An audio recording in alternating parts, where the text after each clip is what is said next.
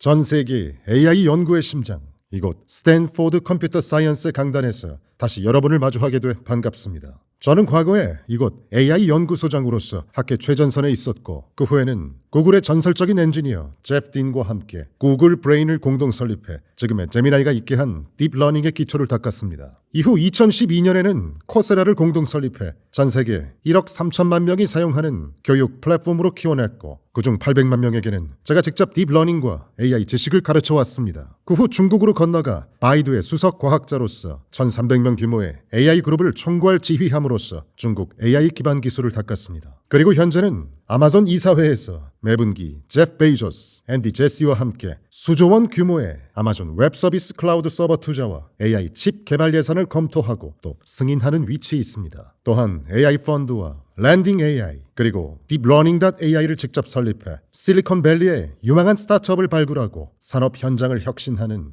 AI 생태계의 가장 깊은 곳까지 뿌리를 내리고 있습니다. 하지만 오늘만큼은 저의 여러 직함과 이력을 내려놓고 대신 연구자이자 선배로서 오늘 여러분과 AI 시대의 생존과 진로에 대해 솔직하고 가감 없는 현실 조언을 나누고자 합니다. 최근 사람들 사이에서 이런 질문이 들려오더군요. GPT나 제미나이 모델이 그렇게 좋은가요?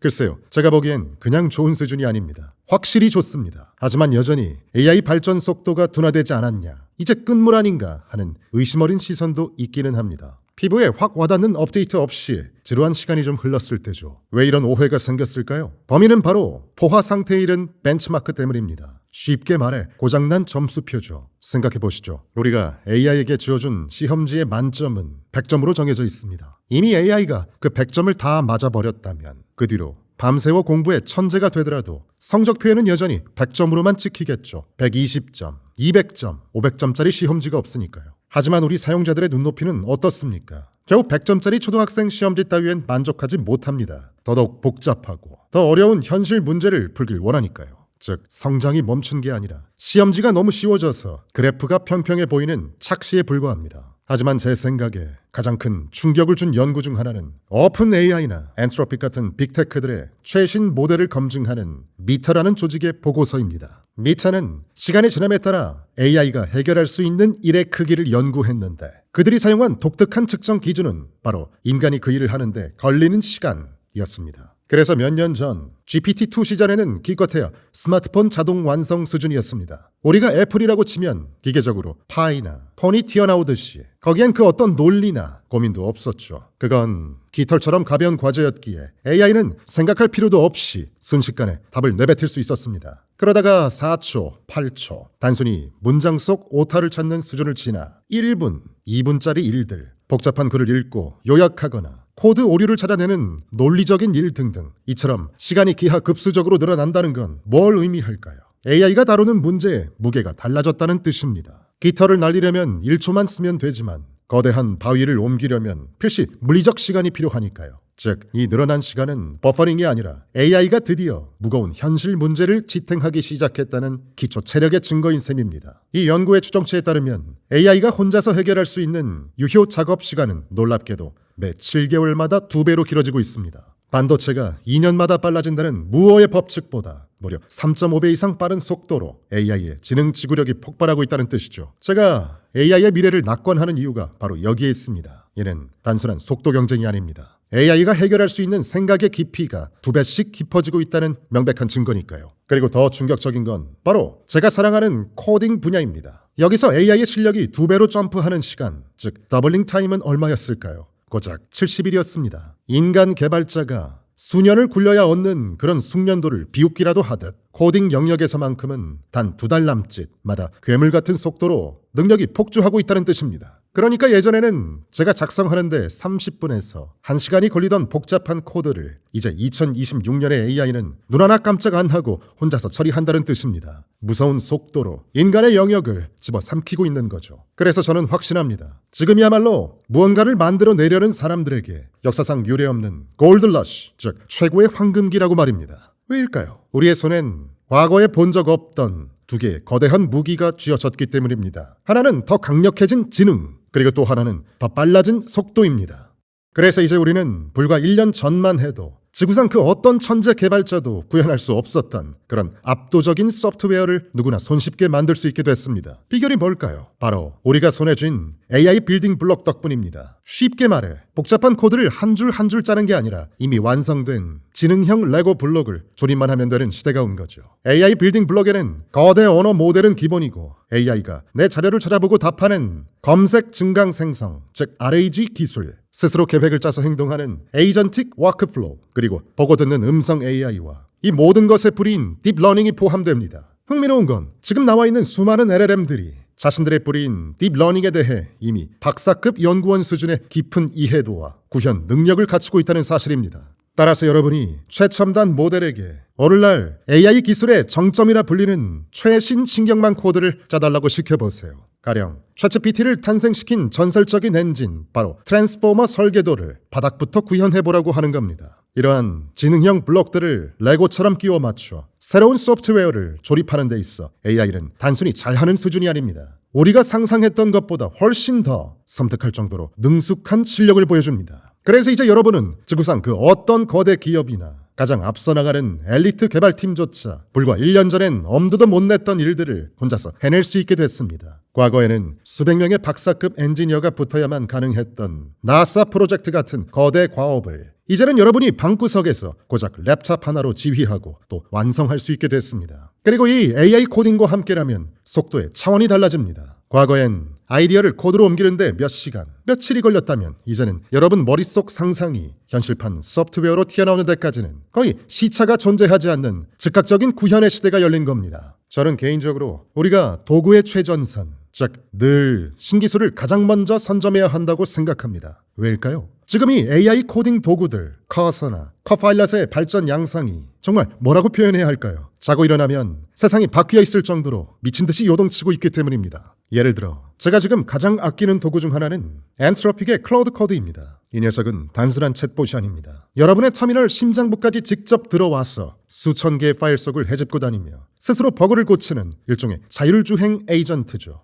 그리고 GPT-5가 출시되면서 오픈 AI의 O3 같은 고성능 추론 모델 역시 코딩 영역에서 말 그대로 퀀텀 점프를 이뤄냈습니다. 구글의 제미나이 3만 봐도 그렇습니다. 제가 이 모델의 초기 벤치마크와 멀티모달 추론 능력을 면밀히 뜯어본 결과 단언컨대 이는 단순한 업데이트가 아닙니다. 또 한 번의 명백한 종의 진화에 가까운 거대 도약입니다. 그래서 만약 여러분이 제게 3개월마다 찾아와 지금 최고의 도구가 뭡니까? 라고 묻는다면 제 대답은 장담컨대 길어야 6개월, 아니 높은 확률로 단 3개월마다 매번 바뀔 겁니다. 이 바닥의 왕좌는 우리가 적응할 틈도 주지 않고 미친 속도로 교체되고 있으니까요. 솔직히 경고하겠습니다. 이 무자비한 도구들의 세계에선 딱 반세대, 즉 고작 3개월, 한두 번의 업데이트만 뒤쳐져도 여러분의 생산성은 눈에 띄게, 아니 회복 불가능할 정도로 치명적으로 떨어질 겁니다. 네, 저도 압니다. 다들 AI가 너무 빠르다, 현기증 난다 라고 호소하는 거 잘 알고 있습니다. 하지만 냉정하게 현실을 뜯어보면 떠들썩한 호들갑에 비해 실제 기술 속도는 그만큼 빠르지 않은 분야도 많습니다. 하지만 단 하나, AI 코딩 도구만큼은 예외입니다. 이곳은 제가 보기에 다른 분야와는 비교조차 안 될 정도로 정말 미친 속도로 폭주하는 유일한 분야입니다. 그렇기에 거듭 강조합니다. 익숙함에 속아 반세대 뒤처진 녹슨 칼을 고집하지 마십시오. 언제나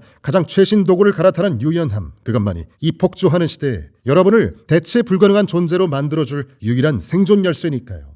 앞서 말했듯 지금 우리 손엔 더 강력한 소프트웨어를 그 어느 때보다 훨씬 더 빨리 만들 수 있는 힘이 주어졌습니다. 그렇기에 제가 1, 2년 전보다, 아니 과거 그 어느 때보다 더 강력하게 거의 호소하듯 드리는 조언이 하나 있습니다. 복잡하게 생각 말고 그냥 가서 뭐라도 만드십시오. 물론 이 강의실에 앉아 있거나 온라인 수업을 열심히 듣는 일 모두 다 좋습니다. 훌륭한 시작이죠. 하지만 단순히 배우는 것에만 머물지 마십시오. 지금 여러분에겐 직접 뭔가를 만들고 그 결과물을 세상에 보란 듯이 증명할 수 있는 기회가 역사상 가장 활짝 열려 있으니까요. 하지만 이 엄청난 속도 뒤에는 한 가지 기묘한 역설이 숨어 있습니다. 실리콘밸리의 현장 고수들은 이미 뼈저리게 느끼고 있지만 아직 대중에게는 잘 알려지지 않은 불편한 진실이죠. 그것은 이제 기술이 아니라 결정이 발목을 잡는 제품 관리의 병목 현상입니다. 무슨 말이냐 하면 이제 잘 짜인 기획안을 던져주면 그걸 실제 코드로 바꾸는 건 AI에게 시군죽 먹기보다 쉬운 일이 됐다는 겁니다. 그렇다면 진짜 문제는 어디서 터질까요? 병목의 위치가 완전히 뒤집혔습니다. 이제 가장 어렵고 비싼 건 구현이 아닙니다. 도대체 무엇을 만들 것인가? 이 근본적인 질문, 그리고 머릿속의 그 막연한 아이디어를 AI가 오해 없이 실행할 수 있도록 명확한 의도로 번역해내는 능력, 바로 여기가 새로운 승부처가 됐습니다. 저는 소프트웨어를 개발할 때 항상 하나의 거대한 루프를 머릿속에 그립니다. 일단 코드를 짜서 내놓고 사용자의 피드백을 받아 다시 뜯어 고치는 끊임없는 순환이죠. 과거에는 이걸 개발이라고 불렀지만 저는 이제 이 과정을 철저한 프로덕트 매니지먼트, 즉 제품 관리의 영역이라고 정의합니다. 이제 여러분은 벽돌을 나르는 인부가 아닙니다. 건축 결과를 평가하는 현장 소장이 된 것입니다. AI가 순식간에 지어올린 결과물을 보고 사용자들의 냉정한 평가를 듣는 거죠. 이 현관문은 너무 들어가기 힘들어요. 저 기둥은 굳이 왜 세운 거죠? 그럼 여러분은 직접 벽을 허무는 대신 조용히 설계도를 수정합니다. 이 수정과 재건축의 루프를 빠르게 반복하며 결국 사용자들이 살고 싶어 안달이 나는 완벽한 꿈의 집을 완성해 나가는 일, 이것이 바로 제가 말하는 AI 시대의 창작입니다. 이게 가능한 이유는 명확합니다. AI 코딩 덕분이죠. 소프트웨어를 실제로 구현하는 과정 자체가 과거의 인력 기반 방식과는 비교조차 할 수 없을 만큼 압도적으로 저렴해졌고 또 물리적으로 빨라졌기 때문입니다. 하지만 참으로 아이러니하게도 구현이 너무나 쉬워진 탓에 모든 병목이 기술적인 단계에서 무엇을 만들지 결정하는 단계로 완전히 옮겨가 버렸습니다. 그래서일까요? 최근 제가 실리콘밸리의 테크 기업들을 둘러보며 목격한 아주 기이한 현상이 하나 있습니다. 과거엔 우리가 팀을 짤 때 엔지니어와 제품 관리자를 몇 대 몇으로 구성할지 그 인력 비율을 따지는 게 불문율이었는데요. 전통적인 실리콘밸리 공식에 따르면 통상적으로는 1대6 혹은 1대8 이런 비율이 황금 비율로 통했습니다. 즉 PM 한 명이 느려 타진 엔지니어 8명에게 일감을 던져줘도 그들이 그걸 다 소화하는데 한 세월이 걸렸으니까요. 충분히 감당이 됐던 거죠. 논리는 간단합니다. PM 한 명이 작성한 기획서 하나만 던져줘도 엔지니어 수십 명을 며칠이고 바쁘게 묶어둘 수 있었던 그런 시대였으니까요. 하지만 보세요. 이제 AI 코딩 덕분에 엔지니어링의 속도는 우주선처럼 날아가는데 정작 무엇을 만들지 결정하는 인간의 제품 관리 속도는 어떻습니까? 여전히 자전거를 타고 있습니다. AI가 도와준다고는 해도 결국 인간의 직관과 판단이 개입되어야 하기에 그만큼의 속도감을 내지 못하고 있습니다. 그 결과 실리콘밸리에서는 지금 엔지니어와 PM의 비율이 급격히 무너지는 하향 추세가 뚜렷해지고 있습니다. 이제 1대8 같은 숫자는 옛말입니다. 2대1, 심지어는 1대1까지 개발자 한 명당 기획자 한 명이 붙어야만 이 AI에 폭주하는 속도를 간신히 감당할 수 있는 시대가 온 겁니다. 현장에서 목격하고 있는 변화들은 훨씬 더 파격적입니다. 최근 제가 자문을 맡고 있는 몇몇 최전선 팀들은 아예 2026년 인력 채용 계획을 짜면서 PM 한 명당 엔지니어 한 명을 배정하겠다고 제안했습니다. 심지어 어떤 곳은 PM 2명당 엔지니어 한 명을 말하기도 합니다. 네, 비율 역전도 이미 시작됐습니다. 이건 특수한 사례가 아닙니다. 제가 운영하는 AI 펀드 역시 아이디어를 직접 사업화하는 회사임에도 1대1을 추구하고 있습니다. 구글이나 메타 같은 전통적인 빅테크 기업들이 지난 수십 년간 고수해온 1대8이라는 황금 비율을 완전히 뿌리째 뒤흔드는 거대한 시대적 변화입니다. 그리고 제가 목격하고 있는 또 다른 놀라운 현상은 엔지니어가 스스로 제품의 방향을 직접 결정할 수 있을 때 그 팀의 속도가 비약적으로 빨라진다는 사실입니다. 여기서 한 걸음 더 나가 볼까요? 어쩌면 우리는 이제 엔지니어와 기획자라는 이 두 개의 역할을 단 한 명의 인간으로 통합시켜야 할지도 모릅니다. 물론 저도 잘 압니다. 사용자를 직접 만나 속을 떠보거나 그들의 감정 섞인 요구사항을 조율하는 그런 피곤한 인간관계라면 질색하는 그 엔지니어들이 분명 많다는 사실을요. 그분들에겐 복잡한 세상사나 구구절절한 사연보다는 오로지 모니터 속의 완벽한 로직과 순수한 코드만이 유일한 안식처일 겁니다. 한마디로 말보다는 코드로 대화하고 싶은 분들이죠. 하지만 제가 현장에서 점점 더 많이 목격하는 모습은 전혀 다릅니다. 사용자와 대화하는 법을 익히고 그들의 피드백을 빨아들이며 나아가 사용자에게 깊이 공감할 줄 아는 엔지니어들이 무섭게 치고 올라오고 있거든요. 이들은 더 이상 기획서가 내려오길 기다리지 않습니다. 사용자의 마음을 읽어서 무엇을 만들지 스스로 결정해버리죠. 단언컨대 지금 실리콘밸리에서 가장 앞서 나가는 이들은 최고의 코딩 실력을 갖춘 사람이 아닙니다. 바로 이런 공감하는 엔지니어들입니다. 사실 제 커리어 초창기에 지금까지도 마음 한구석에 후회로 남는 일이 하나 있습니다.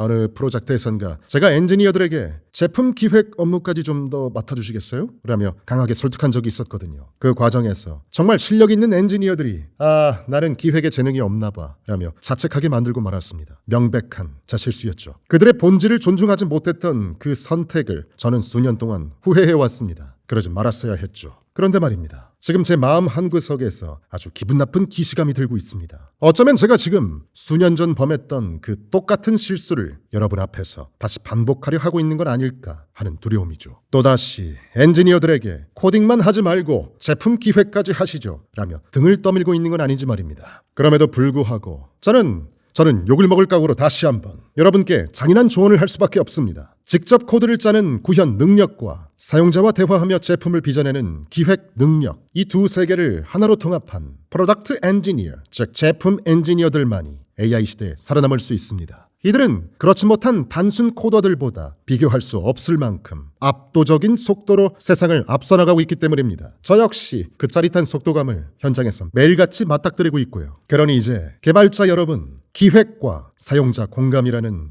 이 제품 관리 업무를 다시 한번 진지하게 살피시길 바랍니다. 누군가 완성된 기획서를 가져다 주길 기다릴 필요는 없습니다. 여러분이 직접 코드를 짜고 동시에 다음에 무엇을 할지에 대한 여러분만의 직관을 믿고 거침없이 결과물을 다듬어 나간다면 단순히 작업 속도 상향을 넘어 여러분의 상상이 그 즉시 현실이 되는 압도적인 창조의 희열을 맛보게 될 테니까요.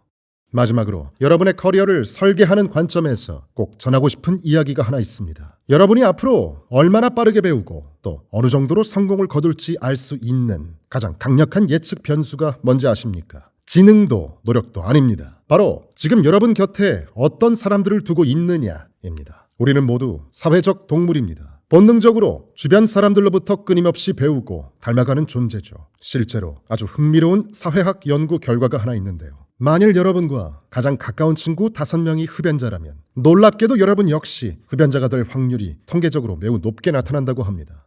오해는 마세요. 저는 지금 여러분께 금연 강의를 하려는 게 아닙니다. 그저 환경의 영향력이 우리의 생각보다 훨씬 더 끈질기고 강력하다는 사실을 말씀드리고 싶을 뿐입니다. 사실 가장 가까운 친구 여럿이 누구보다 치열하게 일하고 단호하게 결정하고 빛의 속도로 학습하고 AI로 세상을 바꾸려는 사람들이라면 여러분 역시 그렇게 될 확률이 높다라는 연구 결과는 솔직히 말씀드리면 제가 아는 한 아직 없습니다. 하지만 저는 확신합니다. 이것은 부인할 수 없는 사실입니다. 우리는 결국 주변 사람들에게 영감을 받고 닮아가는 존재니까요. 제대로 된 동료를 만나는 일만으로도 우리네 삶은 마치 로켓에 올라탄 것처럼 완전히 다른 궤도로 진입하게 됩니다. 사실 저는 이곳 스탠포드에서 매일같이 참 운이 좋다고 느낍니다. 제 곁에는 늘 환상적인 학생들과 존경스러운 동료 교수진이 함께 하니까요. 하지만 우리가 이곳에서 누리는 행운은 단순히 똑똑한 사람들이 많다는 사실에 그치지 않습니다. 우리에겐 그보다 훨씬 더 중요한 우리 모두를 하나로 묶어주는 연결 조직이 있거든요. 솔직히 말씀드리면 지금 전 세계가 주목하는 프론티어 랩의 내부를 들여다보면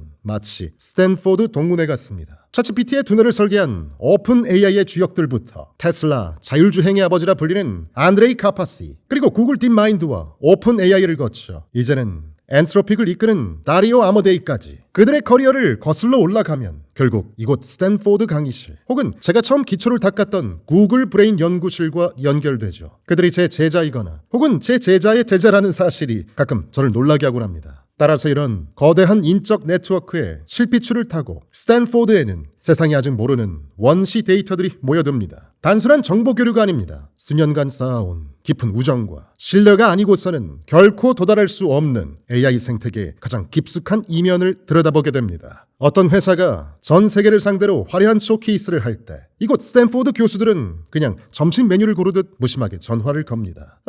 그거 데모 영상은 그럴듯하던데 실제로는 어때? 또 마케팅이야? 공식 발표 뒤에 가려진 진짜 실체를 단 몇 초 만에 파악해버리는 거죠. 그들이 우리를 끌어주듯 우리 또한 그들을 잡아당깁니다. 서로가 서로의 성장을 보장하는 커리어 견인차가 되어주는 셈이죠. 이 살벌한 속도전을 견뎌내는 그 견인줄의 정체가 궁금하신가요? 답은 간단합니다. 연결 조직, 그리고 아직 인터넷 어디에도 공개되지 않은 블리딩 엣지입니다. 조금 차갑게 들리겠지만 이게 이 바닥의 생리입니다. 세상을 뒤흔들 핵심 정보는 결코 여러분의 모니터 위나 구글 검색창에 먼저 나타나지 않습니다. 여러분이 아침 뉴스나 X에서 접하는 정보들은 사실 실리콘밸리의 거물들이 새벽 2시에 주고받은 비밀스러운 텔레그램이나 통화를 통해 이미 단물까지 다 빠진 뒤 던져진 지식의 부스러기일 뿐입니다. 승패는 논문이 인쇄되기도 전 작동 여부를 묻는 짧은 전화 한 통에서 결정됩니다. 우리는 그들이 다 먹고 남긴 파편을 주우며 최첨단을 달리고 있다고 착각하고 있는지도 모릅니다. 그러니 스탠포드에 있는 동안 친구를 사귀고 그 풍부한 연결 조직을 형성하세요. 부끄러운 고백이지만 저 역시 그런 경험이 허다합니다. 솔직히 말씀드리면 제가 어떤 기술적 로드맵을 그리고 이 방향이 맞아 라고 확신하고 있을 때조차 말이죠. 그럴 때 스탠포드의 젊은 연구원이나 프론티어 랩의 현역 동료들에게 전화를 걸어봅니다. 그러면 그들은 제가 미처 보지 못했던 혹은 세상에 아직 나오지 않은 결정적인 한 조각을 툭 던져주곤 합니다. 그 짧은 통화 한두 통이 제 연구의 방향을 완전히 뒤바꿔 놓는 기술적 피벗의 순간이 되는 겁니다. 그리고 그 찰나의 정보는 제가 6개월간 공들여온 프로젝트의 뿌리, 즉 기술적 아키텍처를 송두리째 뒤흔들어 놓습니다. 때로는 아예 갈아엎어라는 신호가 되기도 하죠. 결국 여러분을 둘러싼 동료 집단, 그들이 툭툭 던지는 짧은 조각들이 승부를 가릅니다. 이건 한번 파봐, 그건 하지마, 그냥 거품일 뿐이야, 거긴 시간 낭비하지 마, 이런 투박한 한두 마디가 여러분의 프로젝트라는 거대한 배가 엉뚱한 곳으로 가지 않도록 키를 잡는 조타 능력에 결정적 차이를 만듭니다. 스탠포드가 가진 이 연결 조직은 솔직히 독보적입니다. 물론 MIT나 카네기 멜론, 또 옥스포드 같은 훌륭한 대학이 있습니다만 적어도 지금 이 AI 전쟁의 최전선에서만큼은 제가 무슨 입학처 직원처럼 들리기 원치는 않지만 냉정하게 말해서 현재 전 세계 그 어떤 대학도 스탠포드만큼의 특권을 누리고 있지는 못합니다. 단순히 학생들이 똑똑하고 연구원들의 성과가 탁월해서가 아닙니다. 현 시점 모든 선도적인 AI 그룹들과 맺고 있는 인적 파이프라인의 압도적인 풍부함, 그 측면에서 말이죠.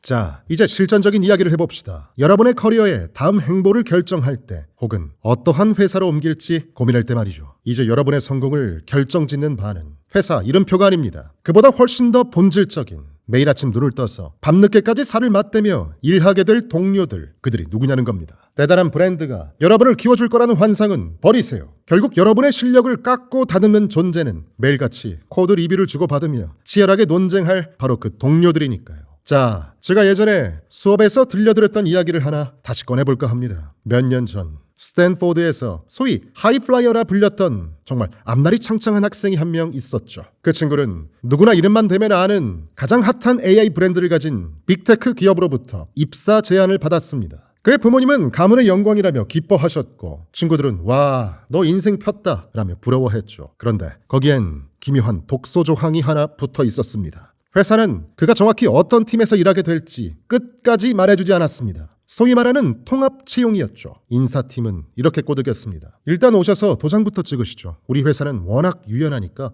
입사 후에 팀 매칭을 통해 당신에게 딱 맞는 환상적인 AI 프로젝트를 찾아줄게요. 그는 그 이름표를 믿고 계약서에 서명했습니다. 설레는 마음으로 첫 출근을 마친 그가 마주한 현실은 무엇이었을까요? 그는 AI 연구실이 아니라 지하 3층 레거시 자바 결제 처리 시스템 팀에 처박혔습니다. 오해하지 마십시오. 자바는 훌륭한 언어입니다. 하지만 트랜스포머 모델을 설계하며 AI의 최전선을 꿈꾸던 천재적인 머신 러닝 전공자에게 10년 된 결제 코드를 유지 보수하라는 명령은 일종의 커리어 사형 선고나 다름없었습니다. 그는 꼬박 1년을 좌절 속에서 버티다 결국 회사를 떠났습니다. 더 소름 돋는 사실은 뭔지 아십니까? 제가 이 비극을 수업 시간에 신신당부하며 경고했음에도 불구하고 불과 몇 년 뒤에 똑같은 회사에서 똑같은 수법에 당한 또 다른 학생이 제 연구실 문을 두드렸습니다. 여러분 기억하세요. 화려한 브랜드가 여러분의 실력을 깎아주거나 다듬어주지 않습니다. 진짜 중요한 바는 여러분이 매일 아침 눈을 떠서 누구와 대화하고 어떤 코드 리뷰를 주고받으며 어떤 거인의 어깨 위에 올라타 있느냐입니다. 여러분의 승부처를 정할 때 회사 이름표라는 커튼 뒤에 숨은 동료들의 실체를 반드시 확인하십시오. 자, 이제 교수로서의 점잖음은 내려놓고 아주 노골적으로 말씀드리겠습니다. 만약 어떤 회사가 여러분이 배정될 팀이 어디인지 당신의 매니저가 누구인지 끝까지 숨긴다면 도망치십시오. 상식적으로 생각해 보세요. 정말 좋은 팀과 프로젝트라면 왜 숨기겠습니까? 서로 오라고 난리였겠죠. 그들이 배정지를 비밀로 한다는 건 아무도 가고 싶어 하지 않는 깊이 부서에 여러분을 부품처럼 끼워 넣겠다는 강력한 폭탄 돌리기 신호일 확률이 높습니다. 그래서 저는 여러분께 제안합니다. 가장 핫한 브랜드라는 이름의 파티에 참석하는 대신 때로는 회사의 로고가 그리 매력적이지 않더라도 진짜 실력자들이 모여 세상을 바꿀 AI를 고민하는 진짜 배기 팀을 찾아내십시오. 설령 간판은 초라한 스타트업이더라도 지적 밀도가 높은 곳, 즉 지독하게 똑똑하고 섹시한 뇌를 가진 사람들이 모인 진짜 배기 아지트를 발견한다면 주저하지 말고 합류하십시오. 저는 단언컨대 그것이 여러분의 커리어를 성층권으로 쏘아 올릴 최고의 가속 페달이 된다고 확신합니다. 이유는 간단합니다. 우리는 아침마다 사무실 로비에서 마주치는 그 화려한 회사 로고가 주는 3초짜리 도파민에서 아무것도 배우지 못하기 때문입니다. 우리의 뇌를 깨우고 실력을 깎고 다듬으며 진짜 성장의 근육을 키워주는 바는 매일 아침 살을 맞대고 치열하게 논쟁할 바로 그 동료들입니다. 그러니 여러분의 커리어라는 지도에서 승부처를 정할 때 누구와 함께 항해할 것인가 를 절대적인 북극성으로 삼길 권합니다. 비즈니스 카드는 낡지만 함께 성장한 동료와 그 연결 조직은 평생 여러분을 지켜줄 자산이 될 테니까요.